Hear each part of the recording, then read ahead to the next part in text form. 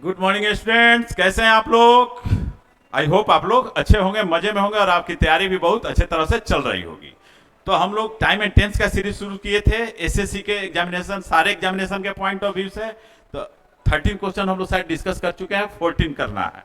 तो देखिए 14 सेंटेंस देखिए क्या है।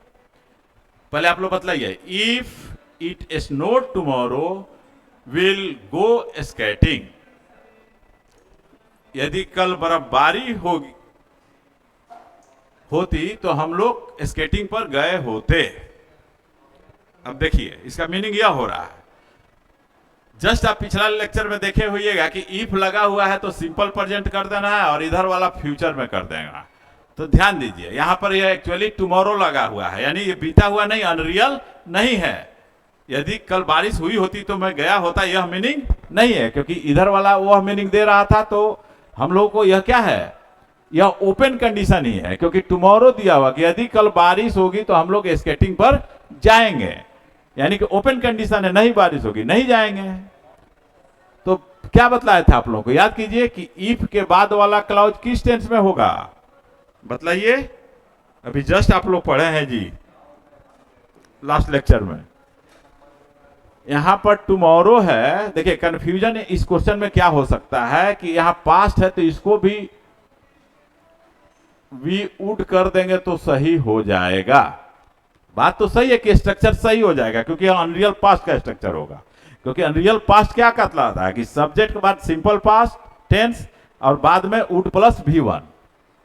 तो अगर वी वुड कर दें और यह सिंपल पास्ट में है तो यह सही हो जाएगा। नहीं बच्चों, इस पर ध्यान देना, इसमें बराबर आप लोग कंफ्यूज कर जाते हैं। यहां पर एक टुमारो शब्द दिया हुआ, तो ये बीते हुए समय की तो बात नहीं हो रही है, कल की बात हो रही है, यानी कि यह ओपन कंडीशन है, खुला हुआ शर्त है कि यदि कल बारिश होगी तो हम लोग स्केटिंग पर जाएंगे। तो हम लोग स्केटिंग पर जाएंगे, यह तो ठीक है, फ्यूचर टेंस का यूज हो गया जो कि लास्ट लेक्चर में जस्ट बतलाया है। तो यानी कि यह किस में होगा, सिंपल प्रेजेंट में होगा। और यहां पर हम लोग को लिखना होगा snows. If it snows tomorrow, इसका मतलब हुआ कि कल बर्फबारी होगी तो हम लोग स्केटिंग पर जाएंगे, इसका मीनिंग यह हुआ। तो 3 कंडीशन होता है, एक ओपन कंडीशन जो खुला हुआ शर्त, जहां कि हम लोग सिंपल फ्यूचर और सिंपल प्रेजेंट का कॉम्बिनेशन होता है। एक होता है अनरियल प्रेजेंट, वहां होता है कि सिंपल पास्ट टेंस कंडीशन में आता है और रिजल्ट में वुड प्लस V1 आता है।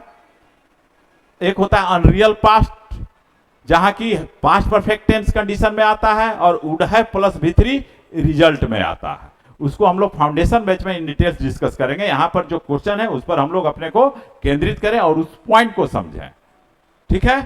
तो आप लोग यह कंफ्यूजन नहीं होना चाहिए कि यहां वुड कर देंगे तो यह वाक्य सही हो जाएगा, क्योंकि यह सिंपल पास्ट में है। यहां एक शब्द क्लू दिया हुआ है टुमारो, तो यह अनरियल होगा ही नहीं, यह जब भी होगा खुला हुआ शब्द होगा। इसलिए यहां पर हम लोग को क्या करना होगा, आपका आंसर हो जाए कॉमन एरर में बी, इंप्रूव करना होगा। तो स्नोज इज स्नोइंग आपको ऑप्शन में रहेगा, विल स्नो भी रहेगा, इसमें भी आप कंफ्यूज कर जाइएगा, और एक नो इंप्रूवमेंट रहेगा। तो आपका सही आंसर क्या होगा, ये होगा।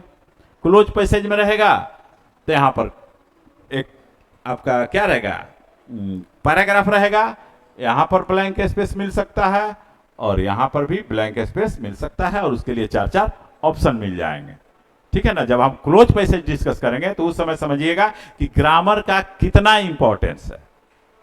लोग ये समझाते रहे या आप लोग समझते हैं कि केवल वोकैब्स कर लेने से मेरा क्लोज पैसेज सॉल्व हो जाएगा, ऐसी बात नहीं है।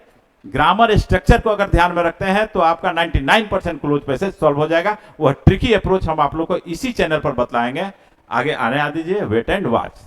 That's all today. मेहनत कीजिए, रिजल्ट पाइए। मेहनत नहीं कीजिएगा, देखिए इसीलिए छोटा छोटा वीडियो बनाने का मेरा प्रयास क्यों है, इसलिए कि आप लोग समय नहीं ज्यादा देते हैं। तो ठीक है, धीरे धीरे ही पढ़िए, लेकिन पुख्ता पढ़िए, ताकि इस तरह का प्रश्न किसी भी क्षेत्र में आ जाए तो उसको हम सॉल्व कर लें। Okay, have a nice day.